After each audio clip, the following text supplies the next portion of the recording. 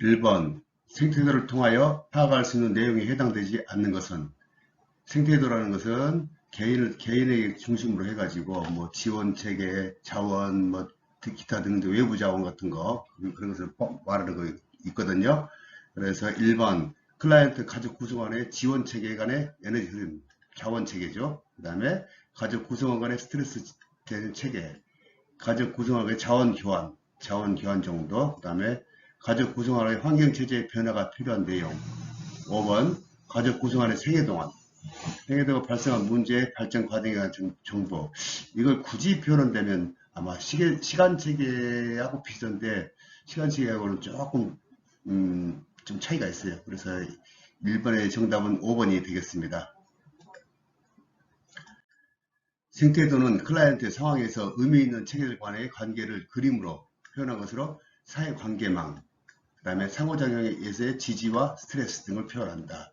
생태도는 의미 있는 체계들을 원의 주변에서 작은 원을 그려 배치하고 이들과의 관계를 선으로 표시한다. 이렇게 이런 식으로. 그 다음에 가계도하고 생태도 차이가 뭐냐면 가계도는 한 가족 내에 여러 세대에 걸쳐 나타나는 독특한 특성을 파악하는 데 주로 쓰입니다. 특히 문제가 되거나 역기능적 가족 패턴을 살펴보는 데 초점을 둔다. 그러니까 가족 간의 관계를 문제. 가계도는 3대를 보거든요. 이게 부모와 할아버지가 할머니하고 지금 살았는지 죽었는지, 아버지가 이혼했는지 안 했는지, 또 형제간에 몇 명인지, 또 같은 형제가 결혼했는지 안 했는지 가족 간의 체계를 알아보는 겁니다. 반면 생태도는 한 가족의 외부 집단, 내부와의 가족 간의 문제가 아니라 외부 집단이나 지원, 자원, 다른 개인이나 가족 등과 관계를 맺고 그 사이에서 일어난 상호작용을 살펴보기 위하여 진행된 것입니다. 그럼 이걸 도표로 한번 볼까요? 자, 알겠습니다. 이게 여기 보면은 뭐 루스가 중심으로 돼가지고 거기에 사명한 남편의 연금이 들어온다. 그다음 친구 루스가 더 이상 접촉이 없다. 리처드는 다른 사람과의 더 이상 접촉이 없다. 이렇게 쭉 운송회사하고 어쩌고 저쩌고. 그 다음에 뭐 교회를 성 제임스 교회를 다니고 있고, 그 다음에 친구들과 뭐 있고 메리의 누나가 있고 이렇게 이런 식으로 쭉. 그래서 여기서 보면은 마이크는 이혼했구만요. 리즈 이렇게 가족 체계에서 이렇게 나간다고 이혼했고 뭐 이런 것을 다 가족 내부뿐만이 아니고 외부 자원 체계 같은 거 다 펼치는 겁니다. 2번 다음은 한국 사회복지사 윤리 강령 중 어느 영역에 해당되는가? 사회복지사는 인권 존중, 인간 평등을 위해 헌신하며 사회적 약자를 옹호하고 대변하는 일을 주도해야 한다. 사회복지사는 자신이 일하는 지역사회 문제를 이해하고 그것을 해결하는 일에 적극적으로 참여해야 한다. 여기서 정답은 일단은 지역사회도 나오고 뭐 인간 존중, 그다음 사회 약자를 대변한다 이런 기준을 봤을 때 정답은 사회복지사 윤리 사회에 대한 윤리 기준이 아닌가 싶습니다. 정답은 3번. 자, 그럼 구체적으로 한번 살펴볼까요? 윤리 강령의 목적. 한국 사회복지사 윤리 강령은 사회복지 전문직 가치와 윤리를 실현을 위한 기준을 안내하고 윤리적 이해 충돌이 될 때 고려해야 할 사항을 제시하고자 한다. 1번 윤리 강령. 사회복지 전문직의 사명과 사회복지 실천에 기반해 되는 핵심 가치를 제시한다. 2번 윤리강령은 사회복지 전문적인 핵심 가치를 실현하기 위한 윤리적 원칙을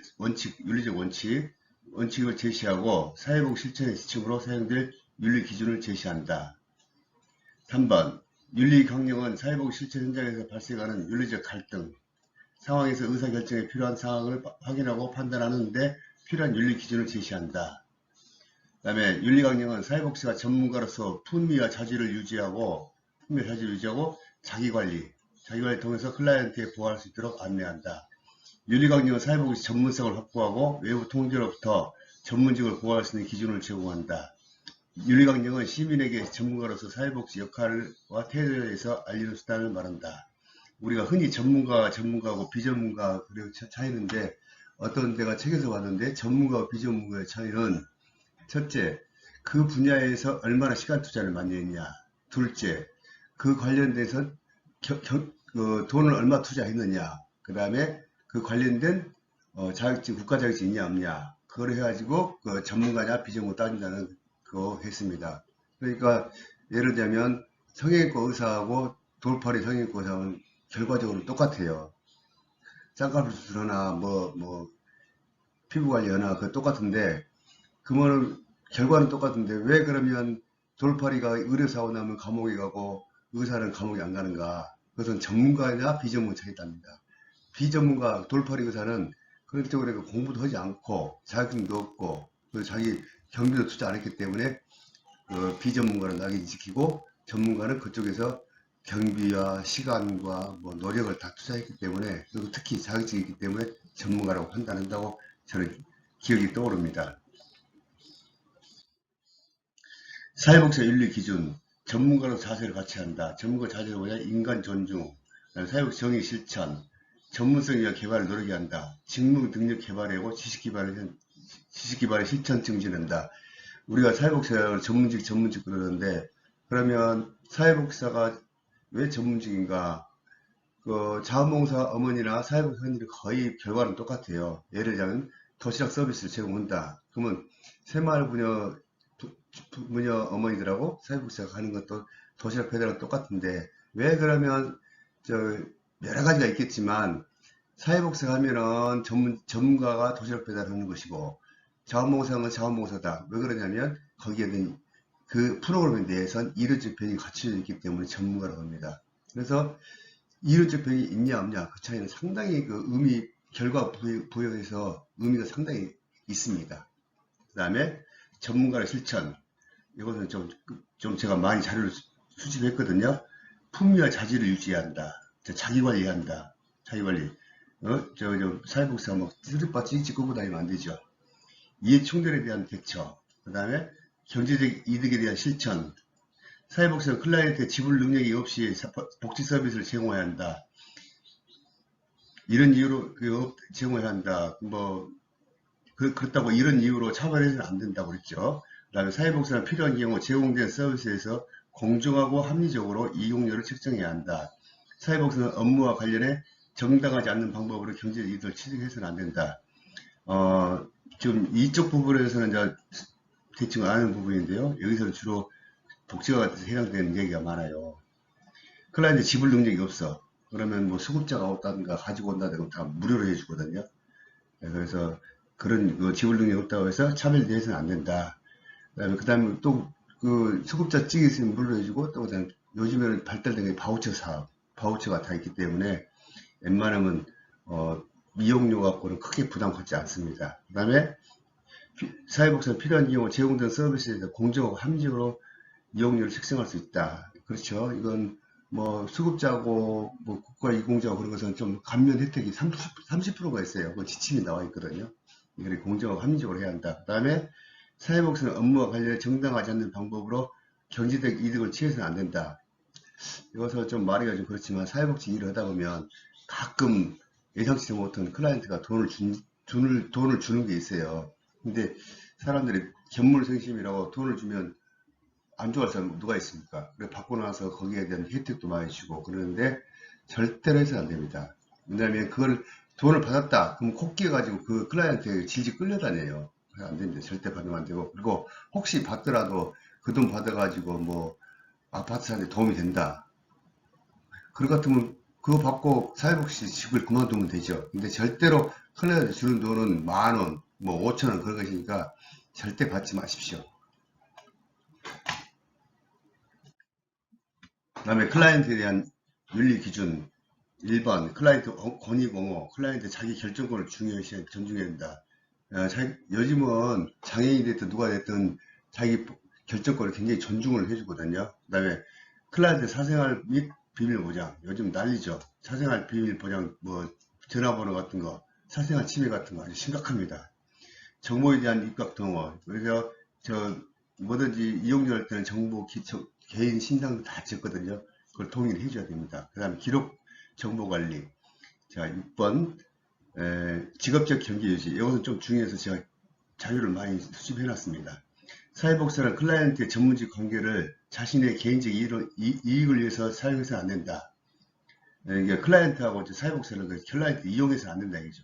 자기 경제적을 위해서 개인적인 뭐 집안에 뭐 전기를 고친다든가 뭐 좀 이럴 때 의자를 넣는다든가 아니면 학원 옮긴다든가 그때 클라이언트를 같이 하는 사람인데 봤어요. 근데 절대 그래서는 안 됩니다. 사회복지는 업무 외의 목적으로 정보통신 기술을 사용해서 클라이언트의 의사소통해서는 안 된다. 사회복지 클라이언트 분명히 구별을 해야 돼요. 그러나 어떤 사람은 그 관계 형성을 위해서 단톡을 만들어 서로 의사소통한다. 그렇게 있어서는 안 됩니다. 사회복지는 클라이언트에 대한 문서 정보, 전자정보, 기타 민감한 개인정보를 보호해야 한다. 이것은 굳이 내가 설명 안 하더라도 너무 개인정보가 중요하기 때문에. 자, 그 다음에 사회복사는 클라이언트 관련 정보나 기록을 법적 사유 또는 기타 사유로 제3자에게 공개할 때는 클라이언트에 분명히 안내하고 동의를 얻어야 합니다. 자, 서비스를 종결할 때 어떻게 하느냐. 사회복사는 클라이언트가 제공되는 서비스가 더 이상 클라이언트에게 이해나 욕구에 부합되지 않을 때는 업무상 서비스 종결한다. 사회복사는 개인적 또는 직업적 이유로 클라이언트의 전문적 관계를 중단하거나 종결할 때 사전에 통보해야 한다. 그 다음에 클라이언트가 종결할 때는 사전에 충분히 설명하고 다른 기관이나 다른 전문가에서 의뢰할 필요가 있다. 그렇죠. 우리가 뭐 치료 프로그램 한다고 해서 열심히 했는데 효과가 없어. 그러면 그 사람 끝까지 붙들고 있으면 안 되죠. 다른 기관이나 다른 전문가에 의뢰하는 것이죠. 병원도 마찬가지죠. 자, 사회복사는 클라이언트의 고의적이나 악의적 상습적 민원 제기에 대해서 소속기관 슈퍼바이저 전문가와 자문을 논의에 거쳐 서비스를 중단하거나 거부권을 행사할 수 있다. 굉장히 민원이 많습니다. 이용시설은 문제가 많고 생활시설은 문제가 많습니다.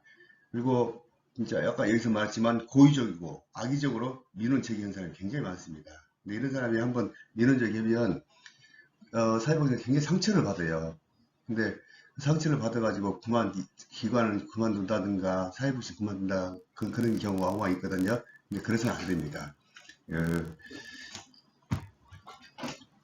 클라이언트는 그 악의 상처를 아무 생각 없이 그냥 고의적으로 한 것인데 그것에 상처받고 그러면 안 됩니다. 요즘 뭐 꼭 사회복지뿐만 아니고 학교 교사도 마찬가지죠. 그걸 이겨내야 됩니다.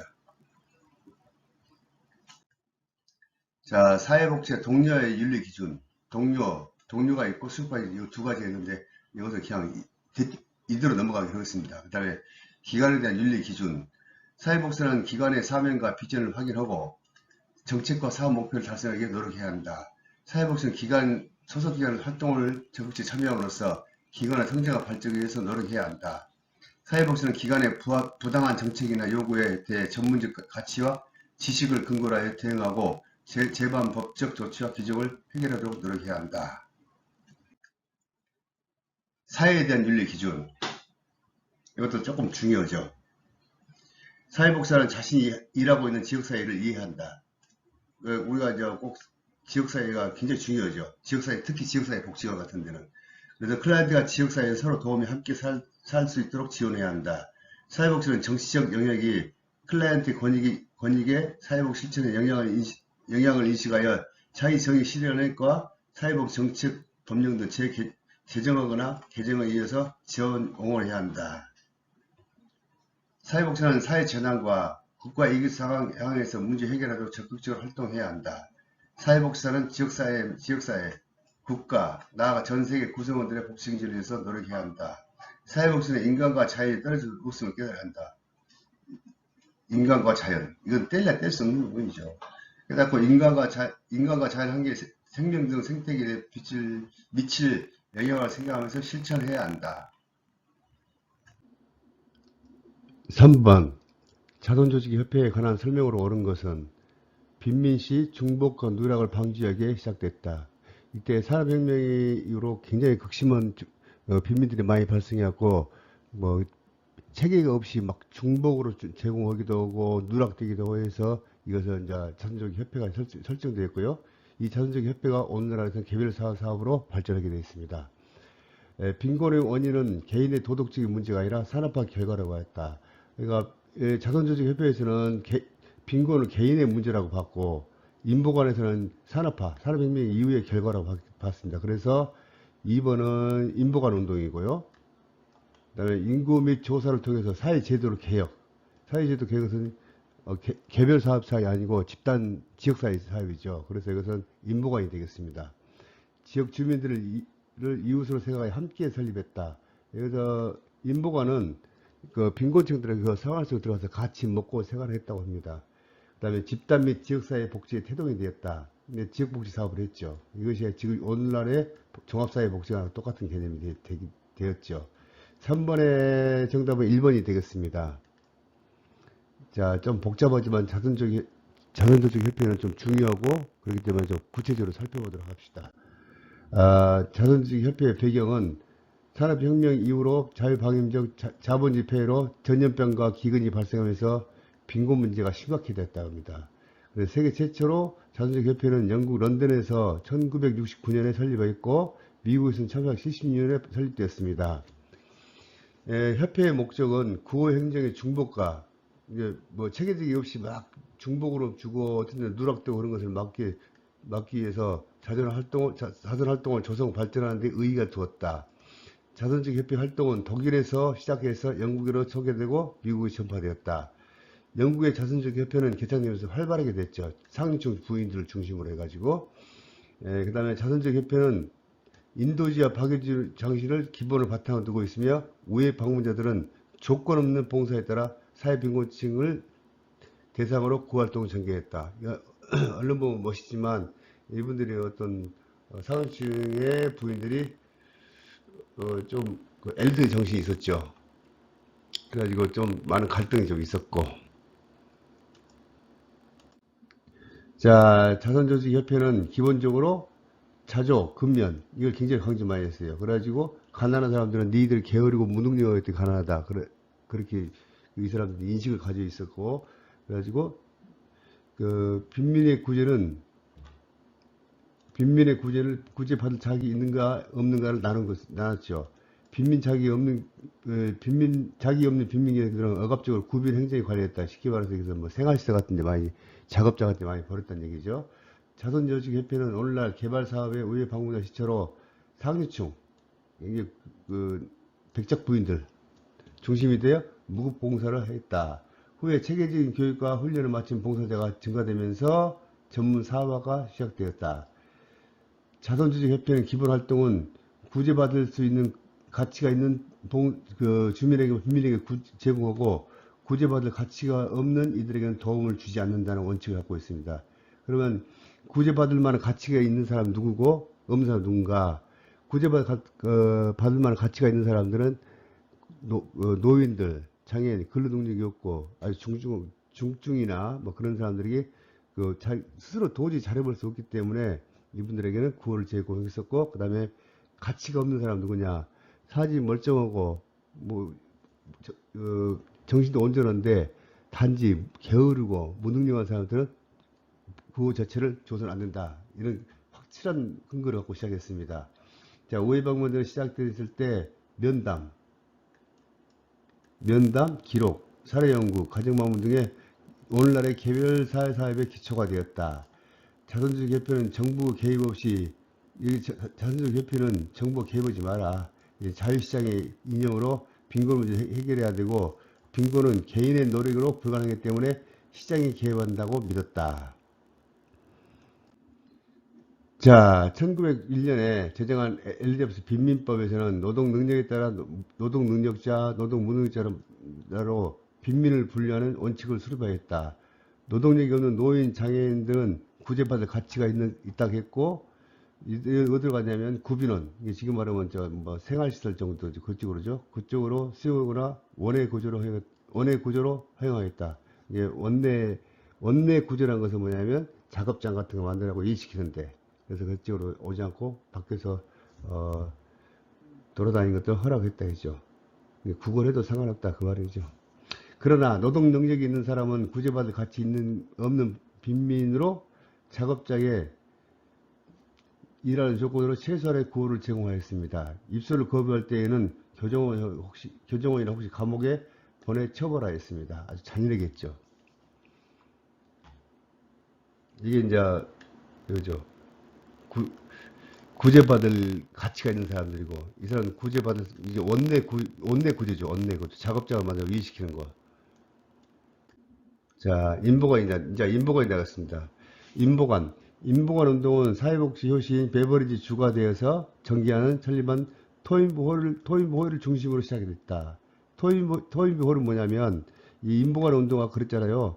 그 개인한테 뭐 서비스 주는 것이 아니고, 지역사회 복지를 해가지고, 정책이나 뭐 제도 개선 같은 것을, 그 제도 개선을 위해서 직접 빈민촌에 들어가서 먹고 자고 같이 생활하면서 사회 환경을 바꿨죠.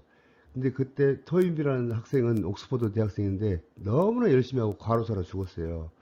그래서 과로사로 죽었는데 이 인보관을 주도하신 베네트 목사가 토인비 죽음을 기리기 위해서 토인비 홀을 만들었습니다. 그래서 그것이 토인비 홀이 중심이 돼서 시작됐다고 했죠. 홀이 토인비라는 학생을 기리기 위해서 했죠.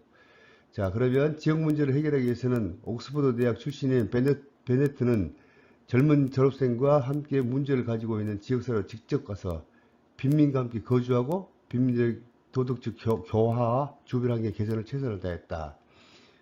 공중보건 향상, 빈민 착취를 방지시켰고 주택 개선 등의 사회 문제를 해결을 강조했고 그 외 직업훈련과 환경 개선 운동 등 공동으로 전개하여 빈민들이 자립할 수 있는 환경을 만들어 스스로 제기할 수 있도록 자생력이나 강화 교육을 함께 실시했었다.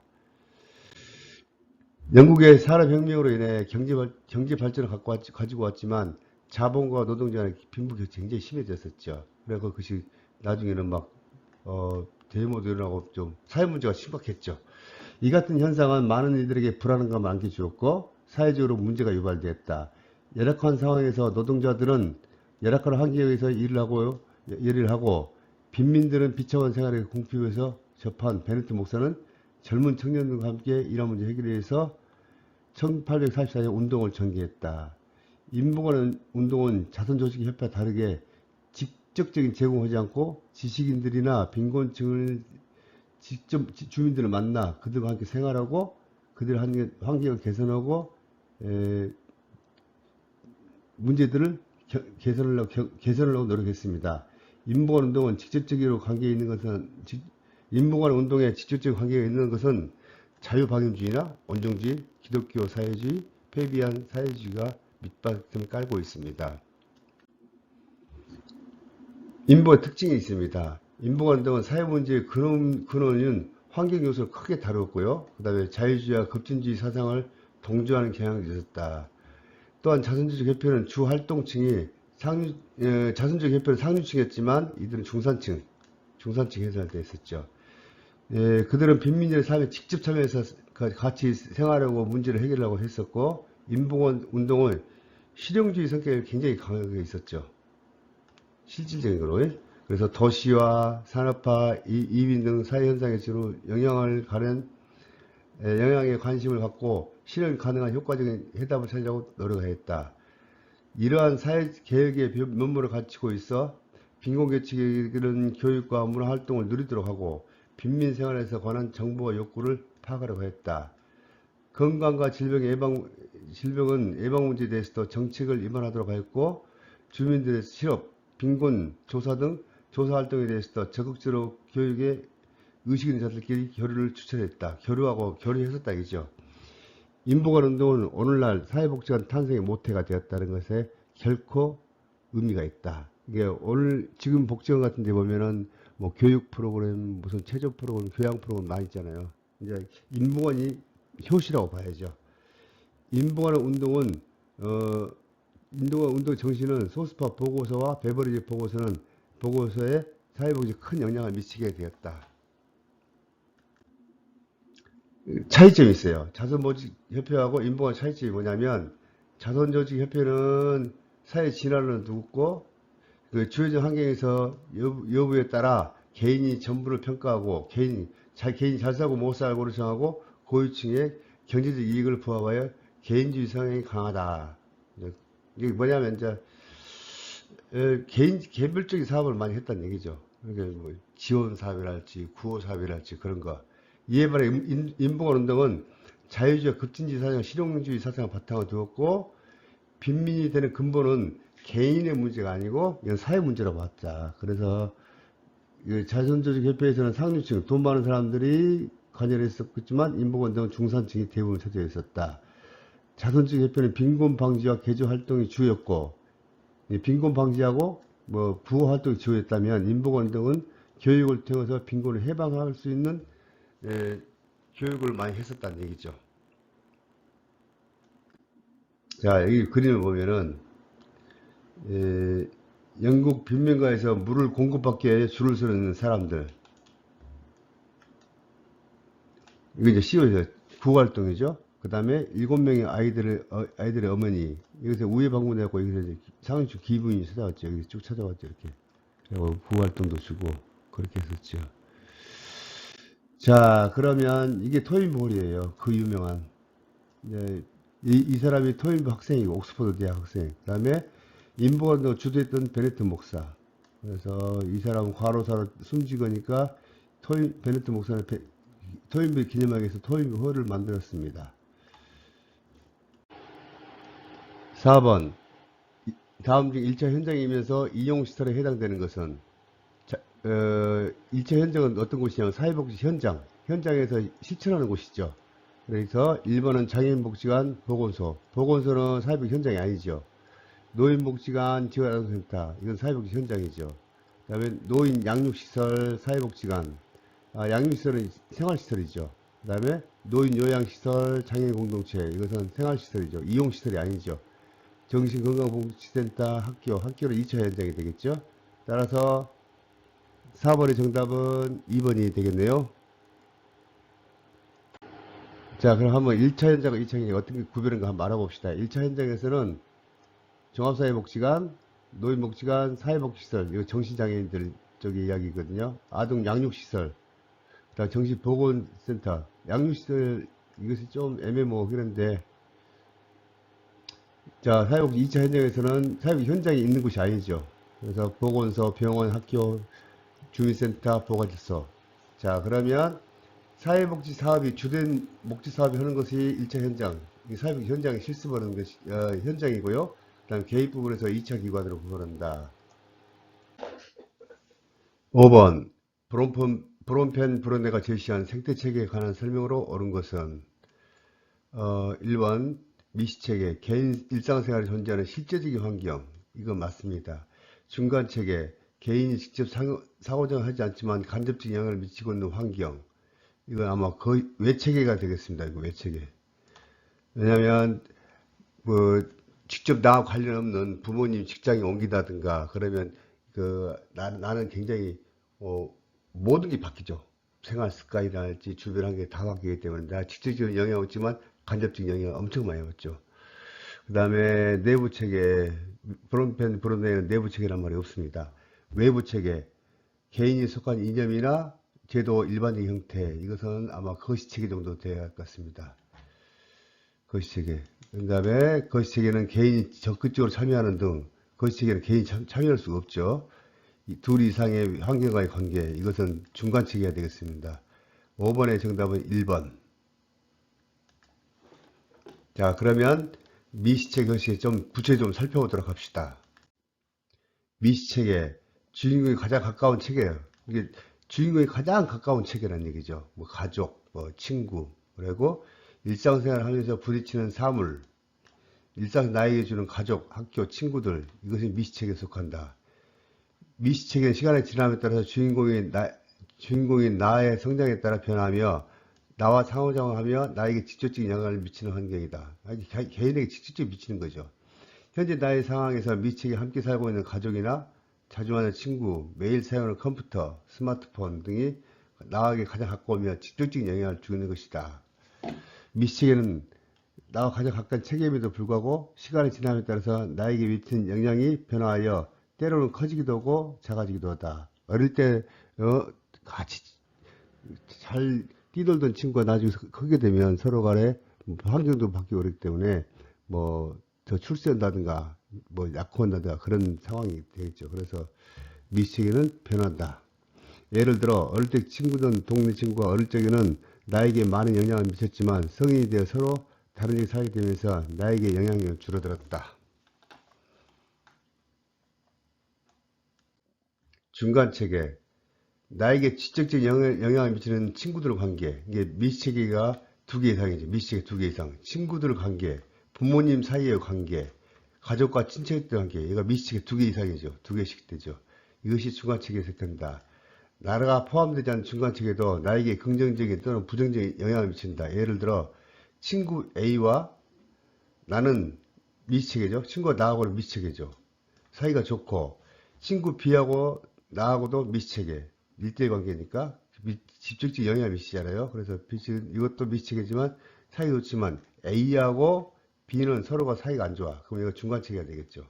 A하고 2개니까 서로 말다툼하고 서로 안 하겠다. 나는 두 친구들 모두 잘 지내고 싶지만 친구들끼리 싸움에서 곤란을 겪기 때문에 중간체계 A와 친구 B 사이의 관계도 나에게는 부정적인 영향을 주었다. 여기서 친구 A하고 B, 미시체계 2개죠.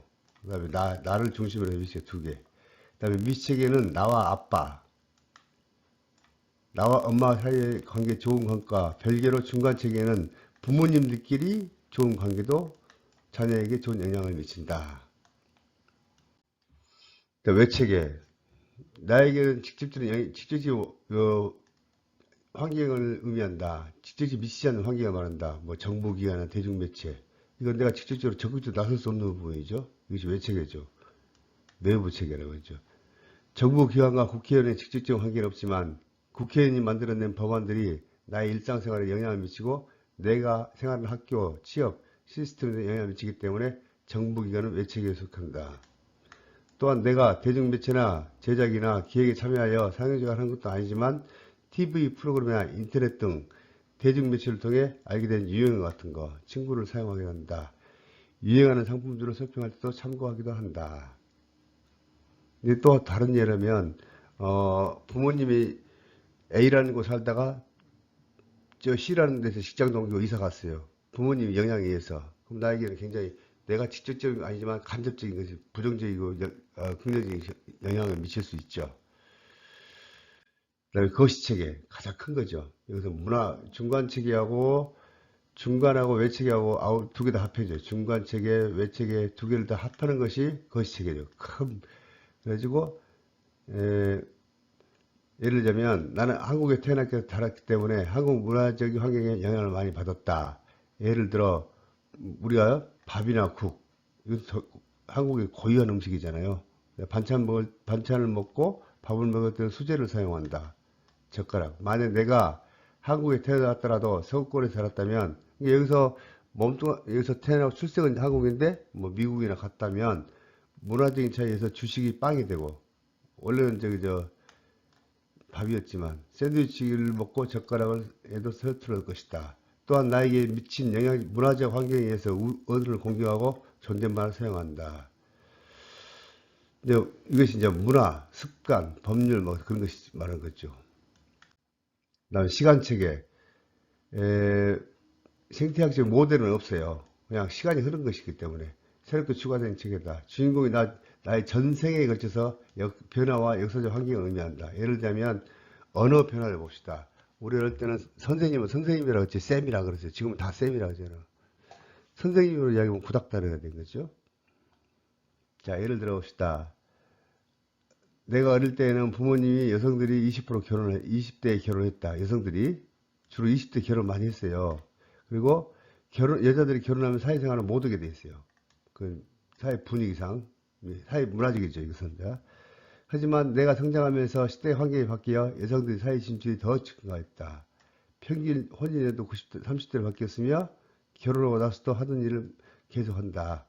이러한 사회적 변화가 나의 인식에도 영향을 미쳐 나도 아직 결혼하지 않았음에도 불구하고 조급해야 하지 않는다. 결혼하더라도 계속 일하고 싶다는 생각이 들게 만들고 있다. 자, 이게 이제 브롬펜 브룬네이 최종적으로 확정된 이게 도표거든요. 이게 다리 속에 다 들어있어요. 여기서 나죠.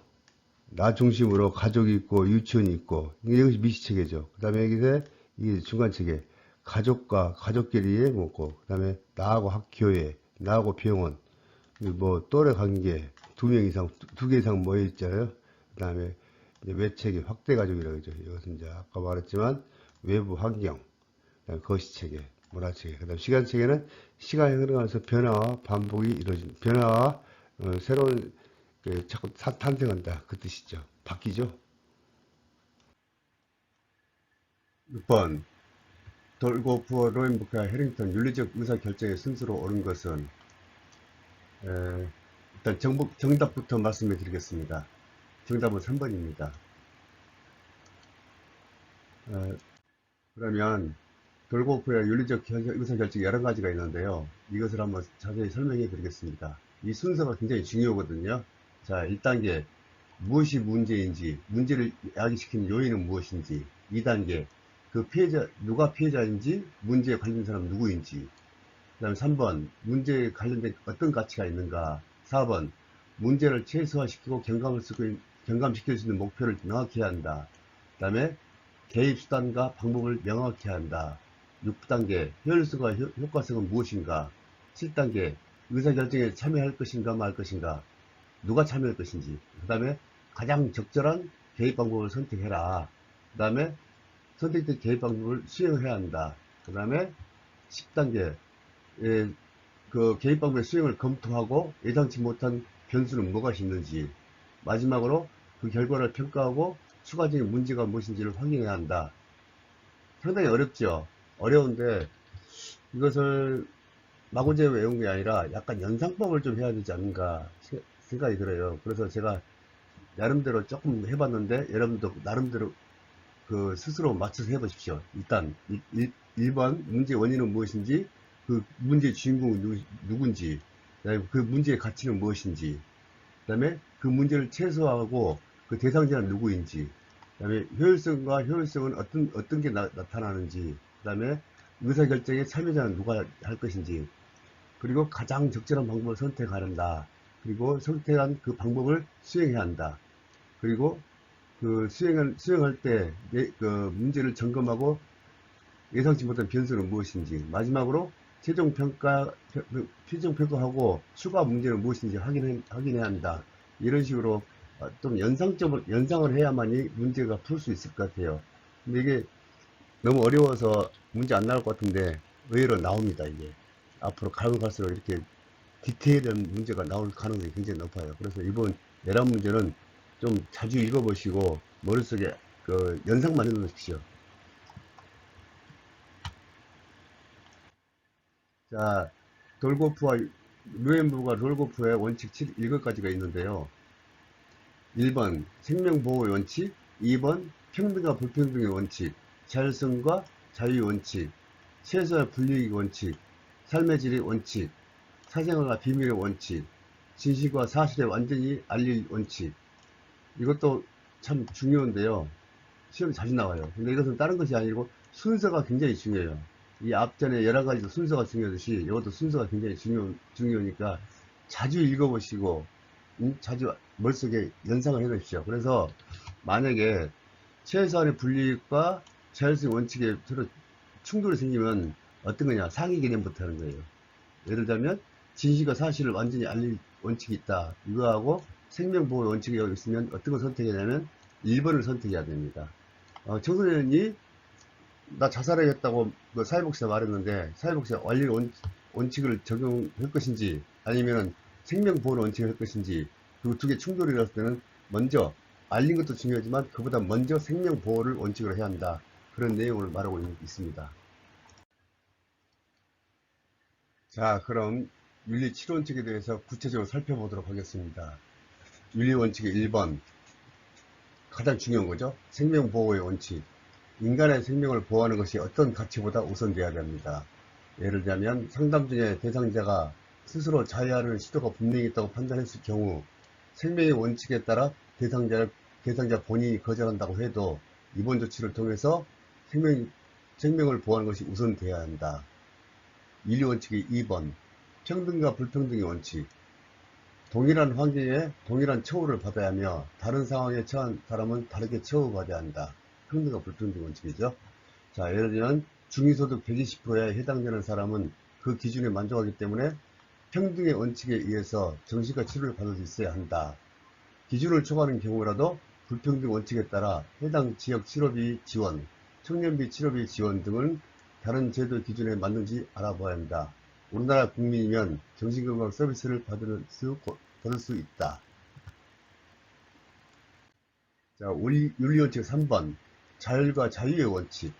클라이언트는 자율성과 독립성 자유는 중시되지만 무제한적인 것이 아니며 자신과 타인의 생명을 이어보거나 확대할 권리는 없다. 뭐 자유라고 해서 무조건 내 마음대로 한 것이 아니고 자유가 주어질 때는 책임감도 따라야 되죠. 예를 들면 남편이 사업이 망하고 외도 사실까지 알게 된 대상자는 스스로 자녀를 데리고 집을 나와버렸습니다. 자유 원칙에 따라 대상자의 행동에 대해서는 상담자가 옳고 그름을 판단할 수가 없습니다. 이후 홀로 자란 자녀를 키우다가 극심한 우울증으로 인해 대상자가 자신과 함께 죽으려고 선택한다면 그것은 정당화 될 수 없습니다. 개인의 자유는 중시되지만 자신이나 자녀의 생명을 이어가는 행위이기 때문에 사회복지사는 어머니와 자녀를 분리조치를 해야만 한다. 윤리 원칙 4. 최소 손실의 원칙. 선택 가능한 대안이 우선 유효해야 한다. 해가 될 경우에는 가장 최소한을 선택해야 한다. 예를 들면 사회복지 부스에서 홍보 사업을 기획하고 있는데 코로나로 인해서 홍보 사업이 어렵게 되었습니다. 그러나 사업에서는 모두 사용해야 하는 형편일 때 최소 손실의 원칙을 위해서 비대면 방식으로 사업을 진행해야 합니다. 예를 들면 알코올 중독을 진단으로 간이 심하게 손상된 대상자가 술을 중단하는 대신 담배를 피워갔다고 할 때 상담가는 최소 손실의 원칙에 의해서 대상자가 금주를 하고 흡연장을 주로 나갈 수 있도록 독려하는 것이 좋다. 근데 절대 막으면 최소 원칙을 선택하는 것이죠. 술 먹으면 큰일 나니까. 자, 윤리원칙 5번. 삶의 질의 원칙이라고 하거든요. 개인과 모든 사람의 삶의 질을 좀 더 증진시키는 방안을 선택해야 한다. 어떻게 선택한 것이 삶의 질이 높아지는가, 그걸 선택해야겠어요. 예를 들면, 사회복지는 개인의 이익보다는 공익의 이익을 추구해야 한다. 때로는 약자편에 서서 약자를 대변하며 한 집단의 삶의 질을 보장하는 데 노력해야 한다. 삶의 질을 위해서. 자, 윤리원칙의 6번. 사생활 보호 비밀의 원칙. 클라이언트에 대해서 알게 된 사실을 다른 사람이 공개해서는 안 됩니다. 요즘 심각하죠? 개인정보. 예를 들면 대상자가 정신보건센터에서 상담을 받았는지 여부와 그 내용에 대해서 대상자가 근무하는 기관의 사장님이나 가족이 물어보는 경우에도 비밀의 원칙에서 알려줘서는 안 됩니다. 비밀 보장의 원칙, 사생활 보호죠. 다만 대상자가 위험한 상황일 때는 윤리원칙 1안 생명의 보호 원칙에 위배되기 때문에 비밀 보장은 지켜지지 않을 수 있습니다. 자, 그 다음 마지막으로 진실성의 원칙. 클라이언트에게 오직 진실만 이야기해야 하며 모든 관련 정보를 공개해야 한다. 전문적 관계가 원만히 해결하기 위해서는 신뢰를 요하고 그 신뢰는 정직을 기본으로 해야 한다. 예를 들면 지원금의 예민한 대상자에게 치료비 지원 제도를 이야기하면 그동안 받았던 피해 사고로 때문에 자신이 난처할 것 같았다고 합니다. 그래서 그 상담가는 대상자에게 지원 얘기를 하지 않았다고 합니다.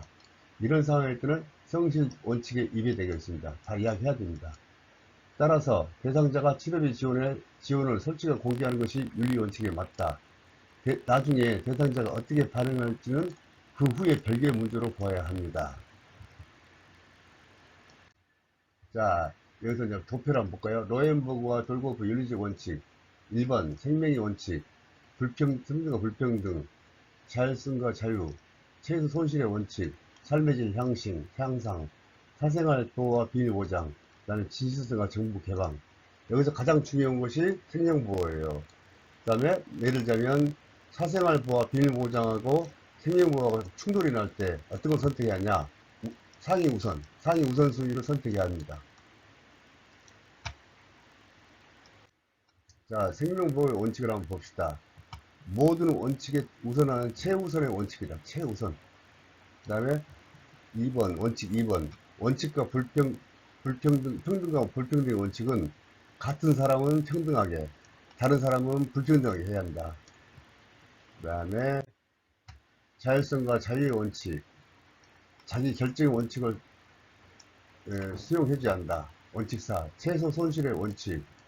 서 읽고 외양간 고친다는 말이 맞은 것 같습니다. 자, 그 다음에 원칙 5. 삶의 질 향상의 원칙. 지역사회에서나 개인이나 모든 사람들에게는 그 사람들의 살려지를 위해서 대변인도 해야 되고 질 높이기 위한 프로그램도 해야 합니다. 6번 사생활 보호와 비밀의 보장의 원칙. 이것은 사생활 보호인데 만약에 대상자가 내가 죽겠다 했는데 이 대상자가 사생활 보호 원칙에 따라서 비밀을 보장한다. 그런데 자기가 죽겠다는데 그 상위 원칙에 의해서 생명보호 원칙이잖아요. 그러면 사생활 비밀의 원칙을 무시하고 일단 대상자를 생명을 구하는 것이 우선돼야 됩니다. 자, 그다음 성실의 원칙. 진실성과 정보 개방을 원칙으로 한다. 만약에 뭐 어떤 지원금을 따라서 굉장히 예민한데 하여튼 한 푼이 아쉬워서 근데 뭐 시기를 놓쳤단 말이에요. 근데 이걸 지금 진실 있게 말하면 대상자가 아주 민감하게 반응할 것 같아서 공개를 안 했어요. 근데 그것은 진실성 정보 개방의 원칙에 어긋납니다. 설령 나중에 그것이 문제가 되더라도 그때 가서 판단해야 할 것 같습니다. 7번 사회복 실천이 봉사활동에서 전문직으로 출발하는 계기가 아닌 것은 뭐냐. 무해 방문자들이 활동의 보수를 지급하기 시작했다. 이 COS에서 사회복 전문직으로 해서 보수가 지급되기 시작했었죠. 우회 방문자들의 지도 감독을 체계를 마련했었다. COS가 발족하기 이전에는 전부 다 무분별하고 상중 부인을 했기 때문에 지도 감독이 필요가 없었죠. 자선조직협회는 교육 프로그램을 마련했다. 그렇죠. 이 COS는 자꾸 규모가 커지니까 사회복지를 전문적으로 교육을 많이 시켰죠. 그래서 이 세 가지는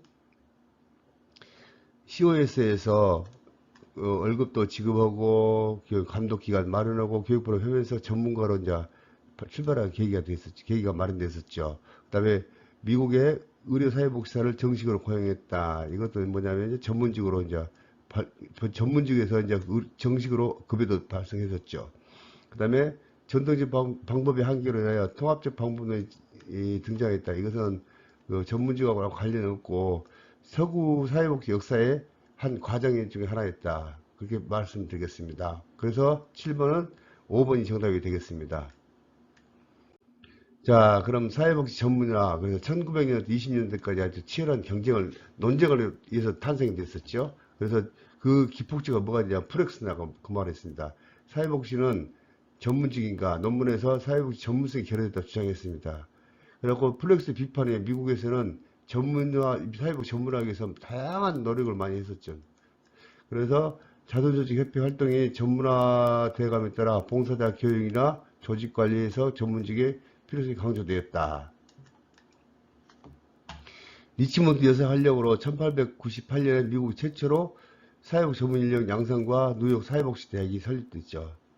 그 다음에 1917년 리치몬드 여사의 사회진단을 시작으로 전문적인 사회복지 실천이 이론이 기반되어 있죠. 그래서 그 과정에서 프로이드 정신분석 이론이 사회복지 실천 기초의 이론을 자리 잡게 되었었다. 사회복지 전문화는 1898년 뉴욕 자선지적협회에서 최초로 유급 직원에 대한 강습과 학위가 주어지면서 시작되었다. 1918년에 미국 사회복지사 협회가 발족되어 있고요. 그 다음에 1920년대 미국 사회복지사 협회가 발족되어 있고 1924년대 미국 정신의학회 사회복지사 협회가 발족되었습니다. 자, 플렉스는 그럼 누군가?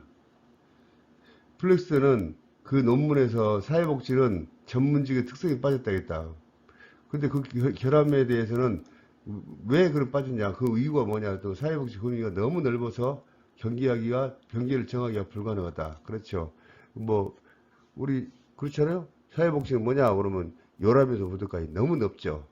그래서 그것을 갖다 플렉스가 지적한 것 같아요. 근데 플렉스가 뭐라고 주장했냐면 사회복지는 사회과학의 기초가 부족하다. 기초가 뭘까? 그래서 지금 현재는 사회복지법 개론, 법제론, 정책론, 여러가지 프로그램 개발과 평가, 여러가지 미술 과목을 갖고 있죠. 그래서 사회복지 기초적이 부족하다는 것은 충분히 우리가 커버하고 있다. 그 다음에 독자적인 전문 기술이 부족하다. 그래서 지금 어찌냐면 상담 기술이나 지역사회 자원을 끌어들이고 공동모금 같은 거, 클라이언트 상대하는 상담 기술이나 기술 같은 거 전문직으로서는 결코 뒤처지지 않다.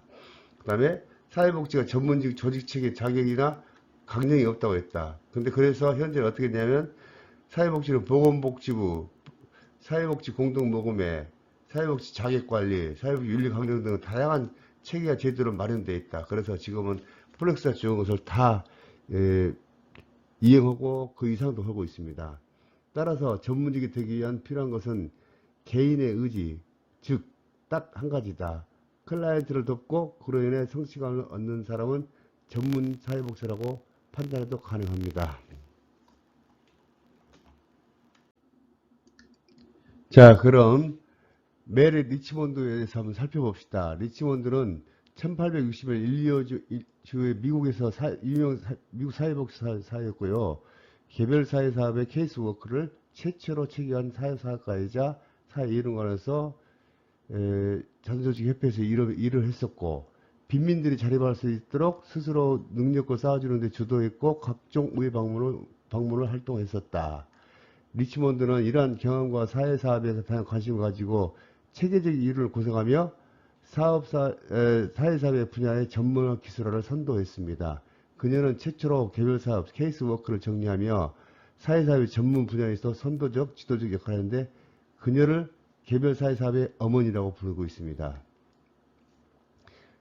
메리 리치몬드는 자신이 아는 사회과학에 대한 지식과 사회 실무 경험 25년을 활용하여 사회사업의 전문직 영역으로 향상시켰으며 클라이언트의 문제나 환경에 대해 굉장히 관심을 갖고 분석했습니다. 그래서 사회조사라는 틀을 만들고 그 문제를 기초로 해서 다양한 요인 분석으로 발전시켜 나갔습니다. 리치몬드는 개별사회 과정을 개인과 환경사에서 관계를 조정하고 파악하라고 했다. 그러니까 리치몬드 마찬가지로 개인과 사회 환경, 그것을 굉장히 강조를 많이 했었죠. 그래서 이렇게 사회 환경적 결연을 통해서 파악한 케이스워크는 결국 1920년대에 들어서 심리학이나 정신의학 분야로 방향을 발전했다. 그래서 도입된 거죠. 뭐 프로이드랄지 융이랄지 뭐 그런 사람이. 그리고 우리 사회복지 실천의 기초 이론을 다진 것이죠. 이러한 차원에서 20세기 중반에도 인간의 행동 인간의 심리 요인과 환경 요인을 중요시했다. 그리고 개별 사회 사업은 심리, 사회 양면을 통합되는 발전의 방향으로 발전하게 됐다. 리치몬드는 사회 진단이라는 책도 발간했는데 사회 진단은 사회복지 실천에서 이론에 관한 최초의 체계화된 저서다. 유명하죠. 그래서 앞서 언급했던 그녀 업적 중에 빈민 상황에 대해서 정확히 문제점을 파악하고 빈민을 돕는 용도로 사용했던 사회 진단을 지금도 사용하고 있습니다. 인용을 많이 하고 있죠. 리치몬드 사회 진단은 각종 정보 수집을 통해 빈민이 처한 상황을 분석하고 문제점 발견하고 해당 문제점이 어떻게 진행될지 예측하고 개인 문제를 어떻게 해결할지 계획을 세우고 이를 실행을 단계로 나누어서 사용되고 있습니다. 이처럼 사회 진단은 그 시대에 아주 획기적인 방식이었고 현대에도 잘 사용하고 있습니다. 자, 그러면 이제 사회복지의 실천 역사를 한번 살펴봅시다. 태동기. 그럼 사회복지 실천에서 태동기가 뭐냐면 자선조직협회 있죠. COS. 이것은 뭐냐면 빈곤을 개인의 문제로 파악했다. 그래서 빈민과 가치 있는 빈민과 가치 없는 빈민을 구분해가지고 가치 있는 빈민을 구호를 했었고 가치 없는 구호는 작업장에 보내가지고 일을 시켰죠. 그 다음에 기관 간 서비스 조정을 통해서 자신의 오남용의 의존 문화를 근절하는 데 초점을 뒀다. 그 다음에 사회 진화론, 적자 생존론, 기독교적인 도덕 정신을 강조했었고 중산층 부인이 중심이 된 우회 방문, 가정 방문. 이게 중산층 부인이 아닌데 상층 부인인데. 그 다음에 지역사회 복지, 사회복지, 개별사회 발전에 영향을 주었다. 그 다음에 인보관은 사회 문제를 개인으로 보지 않고 사회 환경이라고 봤죠. 그래서 인보관의 학생들이 직접 빈민가에 가서 생활도 하고 거주하면서 사회 구조를 변화시켰죠. 그래서 교육 문제나 문화 프로그램 다양한 서비스를 직접 개발하고 제공했었다. 빈곤 문제를 노동 착취, 주택 문제, 공공위생 문제 등 관련된 제도적 개혁을 추구했다. 인보관 운동을 뭐라고 그러냐면 3R이라고 그래요. 거주, 연구조사, 리서치, 그 다음에 리폼, 개혁. 3R이라고 하죠. 이거 3R은 종종 시험에서 잘 나오거든요. 이게, 그 다음에 인구와 조사를 바탕으로 한 사회제도를 계획하며 함께 살면서 생활하지 않으면 빈민대하지 못한다는 전제하에서 지역복지사업, 실전사회사업으로 발전에 영향을 주었다.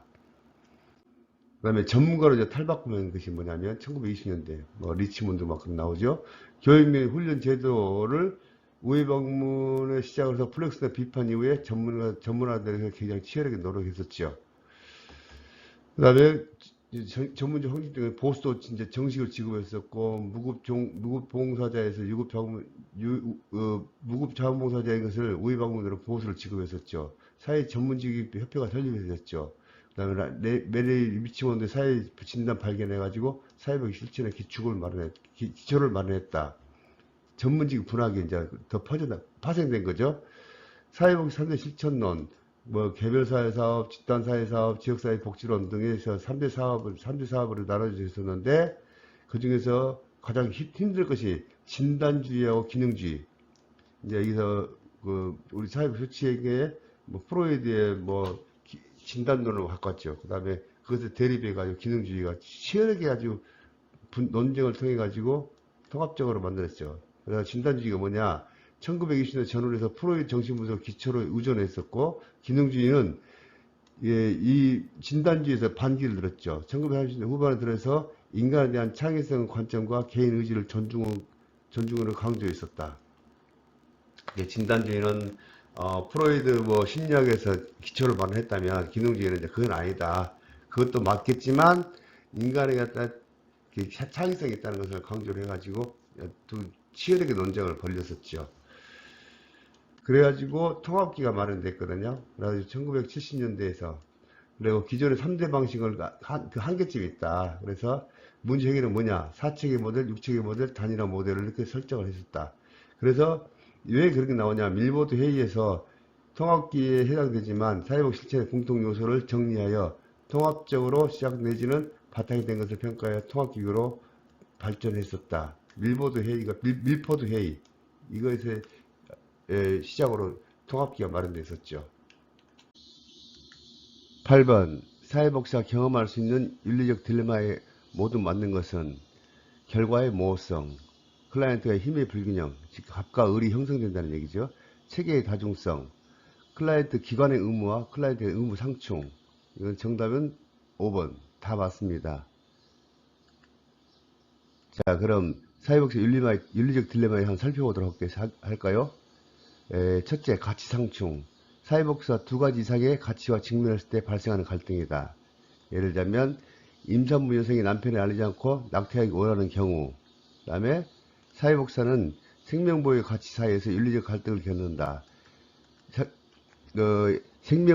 아이의 생명이 중요한 것인지 여성의 인권이 중요한 것인지 거기서 갈등을 겪게 되죠. 둘째, 클라이언트 체계의 다중성. 복합적 문제를 다룰 때 누가 클라이언트인지를 결정하는 것이다.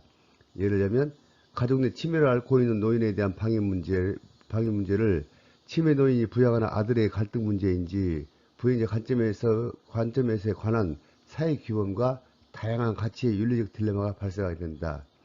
여기서 가치와 윤리는 어떤 차이가 있냐면 일단 사이즈가 차이가 있어요. 가치가 더 큰 개념이죠. 가치는 무슨 어떤 사물에 대해서 바람직하냐, 좋냐, 나쁘냐 그러면 윤리적 딜레마는 거기다 조금 더 사이즈가 적게 맞다. 어떻게 왜 맞느냐 그런 문제를 설명하는 것이죠. 그래서 그 크기를 보이면 가치가 더 포괄적이고 윤리적인 것은 좀 구체적인 것이죠. 그 다음에 셋째, 사회복지사는 기관의 의무와 클라이언트에 대한 의무 사이의 갈등을 겪어야 한다. 사회복지는 자신이 속한 기관의 정책에 따라야 하는 것인지 아니면 기관의 목표가 클라이언트의 이익 우선의 원칙이 위배되면 윤리적 딜레마에 직면하게 된다. 예를 들자면 하나 프로그램 이용료로 갖다가 수급자에 대해서 30%를 감면해 줄 건지 50%를 줄 건지 이제 클라이언트 이익 우선을 보면 50% 주는 게 맞지만 기관 사회복지관에서의 운영 면에서는 30%가 맞다. 이런 같은 이유로 클라이언트는 서비스를 제공하지 못하게 된다. 그래서 갈등이 겪게 되죠. 넷째, 결과의 모호성. 사회복지가 결정하게 될 때 그 결과에 대한 모호한 상황에 대해서 선택의 딜레마가 발생한다. 예를 들자면 해외 이방이 아동을 위한 최선의 결정인지 확신이 없을 때 사회복지가 갈등을 겪게 된다. 과연 이 아이가 해외 이방 가가지고 정상적으로 건전한 가정에서 성장하게 되면 좋지만 또 그렇지 않은 가정에 가가지고 아이에게 치명적인 상처를 입게 되면 그에 대한 사회복지사가 입양 사회복지사는 굉장히 갈등을 겪어지고 고민이 생기죠. 다섯째, 전문가 클라이언트의 힘의 불균형. 그 다음에 클라이언트는 도움을 요청한 입장이므로 전문가에 의존하는 관계가 되기 쉽다. 그래서 갑과 을이 발생할 수 있다. 그 말입니다. 9번, 노인복지관에서 사회복지사 접수 단계에서 수행하는 역할을 옳지 않는 것은 가족간의 상호작용 유형을 조정한다. 기관 및 사회복지사의 자신을 소개한다. 안녕하세요. 저는 사회복지사 이정민입니다. 그런 식으로요. 원하는 서비스가 무엇인지를 질문한다. 여기 프로그램이 다 있는데 어떤 걸 선택하시겠습니까? 그 다음에 어르신의 나이와 이름을 확인한다. 만약에 클라이언트 저항감이 발생되면 완화시키도록 노력한다. 정답은 1번이 되겠습니다. 자, 그러면 실천 단계를 한번 살펴볼까요? 접수 단계가 있고 자료 수집과 사정, 그 다음에 계획과 개입, 종결과 평가, 사례 관리가 이런 식으로 실시되는 거거든요. 접수 단계만 일단 보는 걸로 해봅시다. 접수 단계 인테이크라고 하죠. 최초의 단계로서 수급 여부를 결정하는 중요한 과정이다. 뭐 수급자면 수급자 증명서를 첨부해야 되고, 뭐 국가유공자면 유공자에 대한 수급자를 첨부해야 됩니다. 납보 형성, 클라이언트와 사회복지 간의 신뢰 형성, 감정이입, 사회복지사 클라이언트의 주관적 경험과 감정을 정확히 인지한다. 그렇게 해서는 뭐냐면 그 클라이언트 입장에서 한번 생각하는 것이죠. 온화함, 클라이언트가 편안하고 수용하며 이해한다는 느낌을 받도록 해야 한다. 진실성, 가식성이 없고 방어적이지 않으며 일치적이고 자발적으로 해야 한다. 사회복지사가 클라이언트에서 뭐 질문하게 되면 괜히 무게 잡고 거리감을 두고 그렇게 이야기하는 사람이 있습니다. 그래서는 안 됩니다. 클라이언트 동기와 클라이언트의 변화 과정을 적극적으로 참여 유도해야 한다.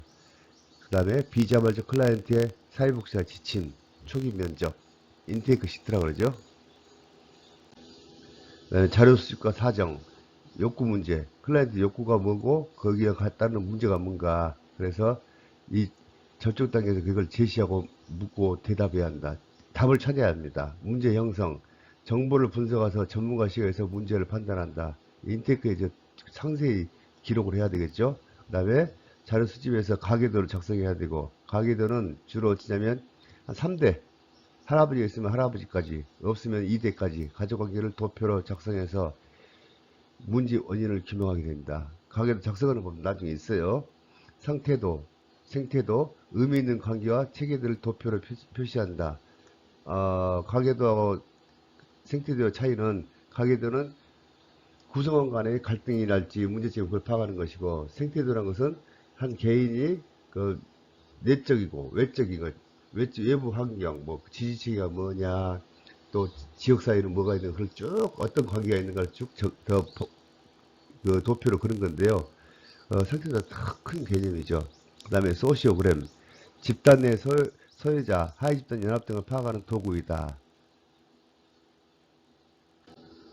자, 여기서 가계도가 있고 생태도가 있거든요. 자, 가계도 재볼 때 남자는 사각형, 여자는 동글뱅이거든요. 그래서 1세대, 2세대, 3세대까지 적습니다. 그래서 여기가 이제 클라이언트겠죠. 그래서 이 클라이언트 대상을 봤을 때 할아버지가 돌아가셨네요. 할아버지 돌아가셨고, 할머니는 살아계시고, 그 다음에 그 밑에 그 아빠는 엄마하고 결혼하고 현재 살고 있고, 그 다음에 누구야? 작은 아빠는 뭐 병 걸렸네요. 그리고 그 다음에 작은 아빠 아들 쪽에서는 아, 남자아이가 20세고 여자가 20세고 남자가 이고 당시 클라이언트는 12살이고, 그 다음에 또 이쪽은 외갓집에 해당되는 것 같습니다. 이런 식으로.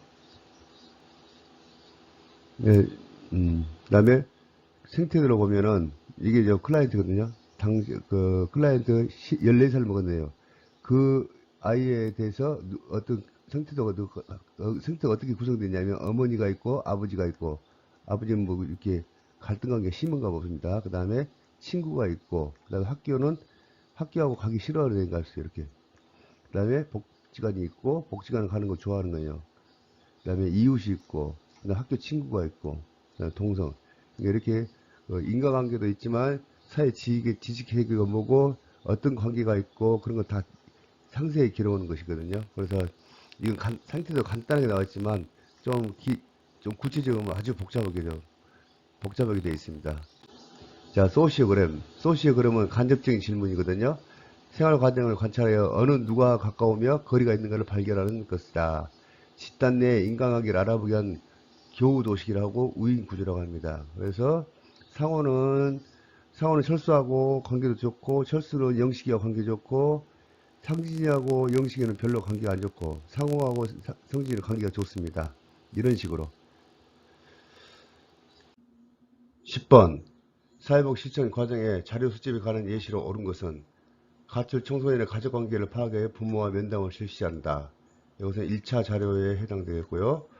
고민 중에 있는 청년의 진로 탐색을 위해서 적성검사 실시한다. 이것도 1차에 해당되고, 아동 학대 신고가 사실인 여부를 확인하기 위해서 가정을 실시한다. 이것도 1차에 해당되겠습니다. 따라서 10번의 정답은 5번이 되겠습니다. 자, 작성 원칙에 따라서 1차 자료는 조사자가 직접 수집하여 작성 원형 그대로의 자료다. 2차는 1차 자료를 수정 가공한 것이다. 그 다음에 존재 형식에 따라서 양적 자료라는 건 뭐냐면 논문에서 수치화나 통계 자료를 사용하는 것이고, 질적 자료라는 것은 수치화되지 않는 음성이나 뭐 문자, 영상, 뭐 관찰일지 그런 게 해당되거든요. 그래서 보면은 문헌연구법에서는 책이나 논문, 통계 자료 등에서 문헌을 수집하는 자료고, 그 다음에 질문지법이 있거든요. 질문지법은 개방형이 있고 폐쇄형이 있어요. 폐쇄형은 뭐 서술식으로 답변 예 아니오가 아니라 뭐 서술형으로 대답하는 거고, 폐쇄형은 예 아니오 객관식 같은 거고요. 그 다음 면접법, 직접 대화를 해서 통해서 자료를 수집하는 방법, 참여 관찰법, 직접 참여하여 보고 들으면서 체험하고 자료 수집하는 방법, 그 다음 실험법, 통계와 조작을 위해 조직을 통해 실험 집단과 통계 집단으로서 구별하는 것이다.